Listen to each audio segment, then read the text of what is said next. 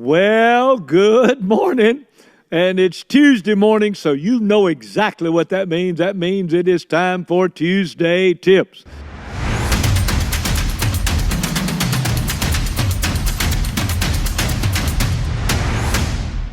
I'm so excited again this morning because I've got Pastor Murray Cartenson, our executive pastor, with us again. And we've been talking these last three programs, we've been talking about budgeting. And we're going to discuss it again today because I am so convinced that the reason that so many churches never get ahead financially is because they don't operate according to a budget, or they don't have a budget, and they don't even know how to set up a budget. They don't even know the purpose of the budget, so they don't. Because I know I didn't, but when I learned how to operate according to a budget, and when Tom Stocking took us to a whole new level in setting up our budget, in how to set up the budget, in what way that it operates, and then one of the most important things that we learned here at Agape Faith Church when it came to our budget, Pastor Murray, is the purchase order system. Yes. On operating according to POs. Yes. And when you learn how to do that as a senior pastor, and you know how to set up your budget, and you know how to what Pastor Murray said in our last program, he said that he will talk to the different ministries. Like he'll talk to Pastor Michael in student ministries, and he'll talk to Pastor Barr in the creative arts ministry, and find out what their expectations are. And according to the vision that God gives me right now, you must go after the children. Vision 26, build the next generation. Then we're focusing on children's ministry. That's right. We're focusing on youth ministry. We're focusing on the next generation. That's right. And so therefore, our budget will identify with that. And you have to place finances to where the vision is. And so, but when you do it properly, and you set everyone's budget and you give it to them, then we put in process a purchase order system. Can you talk a little bit about that and how these watching would set up that system for themselves? Well, really, it's quite simple, and that's one of the things that Tom Stocking actually he operated that way. He did. He set that up for us. And all I have had to do was just really follow in his footsteps when it comes to purchase orders. Right. And so, let me say this, and I'm going to say this to you guys. When Tom did set that up, it absolutely set me free. Yes. Now it caused a little heartburn with some of the pastors on staff and some of the members of the staff, because they wondered how they were going to, what they were going. But it absolutely, once everybody realized the value in it, it freed everybody up. It is absolutely freeing. So basically how it works, it has to start with the expense control. And that's where we get the word budget, which a lot of people don't like the word budget. Because, you could say, well, the budget says, and it's not like it is you that's saying it, but it's the budget that is a limiting factor. And so our purchase order, the way that we are set up here at Agape Faith Church is anything that any ministry is going to purchase has to be, there has to be a quotation that comes along with the purchase order request. So it's a requisition to spend money. Now, they may have the money in their actual budget to do it, but that's not a given. They still have to make the request. Right. And so we have an awesome staff. So there's nobody that is not looking at their expense budget and saying, I need to do this right now, and I'm just going to go ahead and send it in and hope that it passes, muster. No, they are going to limit themselves by what they have. There are some exceptions from time to time. There's exceptions. But they have to get approval for that. They still have to get approval, so it goes into our finance office.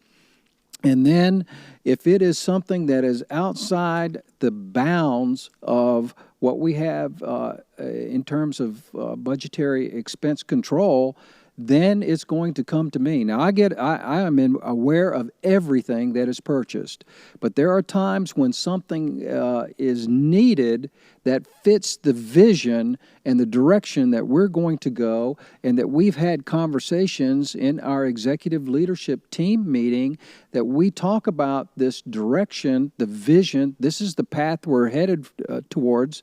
This is what God has given Pastor as where we're going to head now. And so there may be some expenses from time to time that pop up that are not budgeted in the original budget. And that's where some exceptions would need to be made.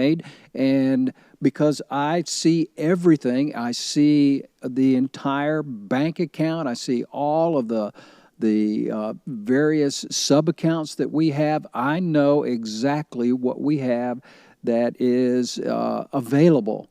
And see, that's the value. Really, to me, that's the big value of an operating plan, Pastor. It is. I remember one thing Tom Stocking used to say, just because it's in the budget doesn't mean it's in the bank.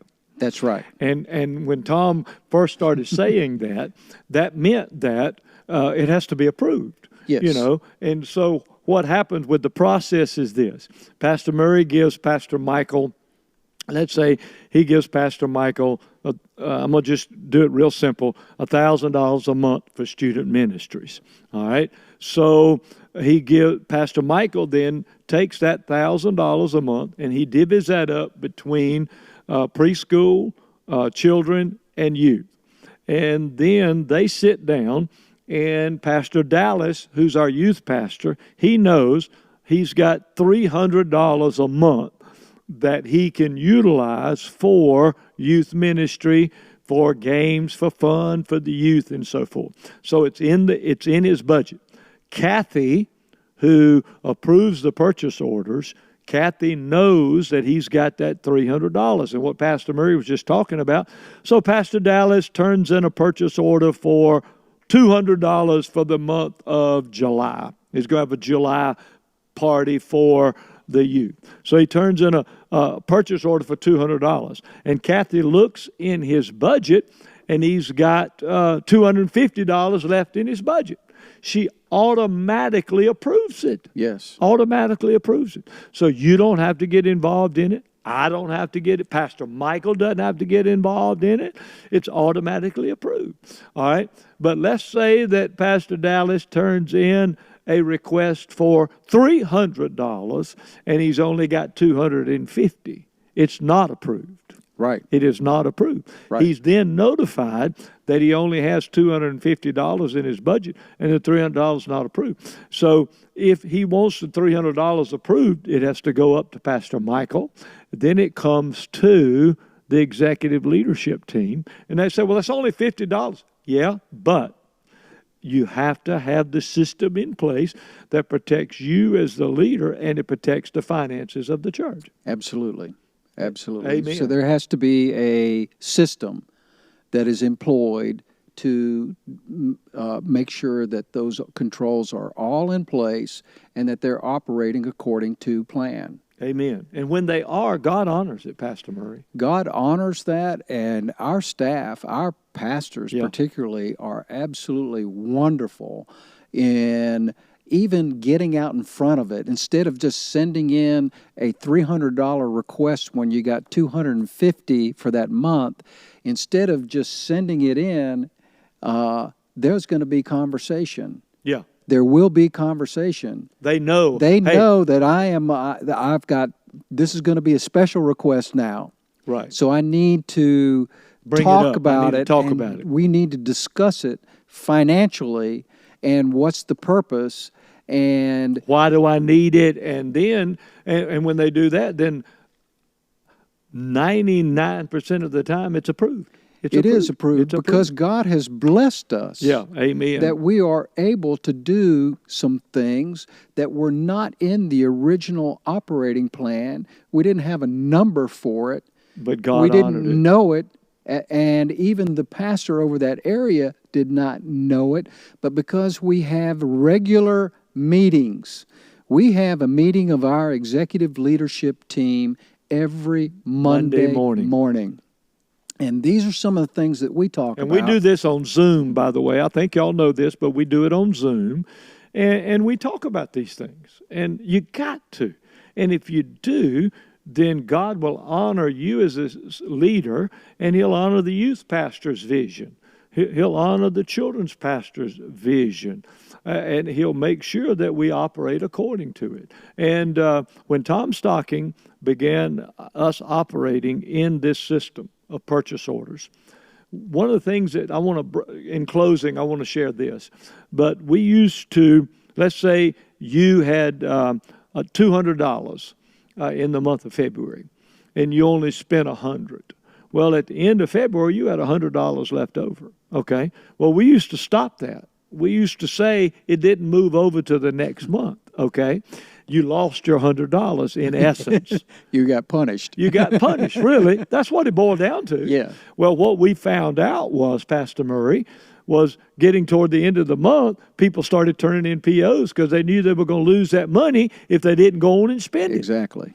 And so we realized... And it may not have been for the right purpose. And it may not have been for the right purpose. And so what we realized was, wait a minute, we trust these people. Yes. So you got a $200 a month budget for February.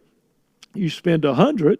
Well, you got $200 for March. Well, that $100 rolls over to March now. Yes. Now you got $300 in March. And so this is when they started planning ahead. Yes. When they realized, all right, I got a big event coming up in May.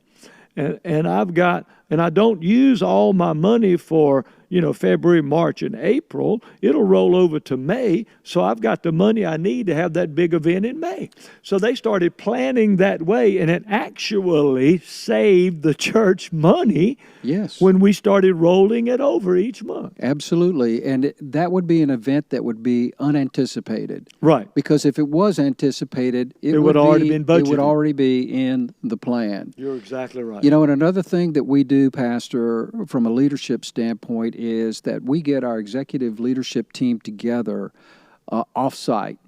And we will have meetings off-site where we just take 2 or 3 days and we have all these subjects that we are going to talk about. We talk about a lot of different things. We're talking about organization. We look at our organizational chart. We have ministry updates. And then we have specific things that we need to discuss and we need to hammer out a decision. Exactly. And some of them are long. Yeah. Some of them are not fun, yeah. But yet it's necessary. And I encourage you as a senior pastor, as a leader, to look at that and set aside time for you and your team to look at every aspect of your ministry, but especially the finances.